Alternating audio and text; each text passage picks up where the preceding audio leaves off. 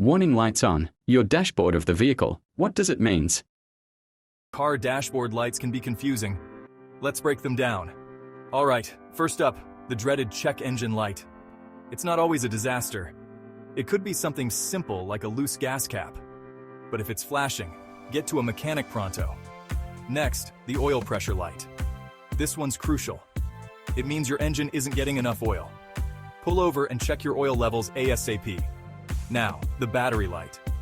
When this pops up, your battery might be dying or your alternator's acting up. You might still have some juice left, but don't push it. Get it checked soon. And don't forget the tire pressure light. Usually it means one or more of your tires are underinflated. Check them with a pressure gauge and fill them up if needed. Finally, the brake system light. If this comes on, it could be a serious issue with your brakes. Don't take chances. Get them inspected immediately.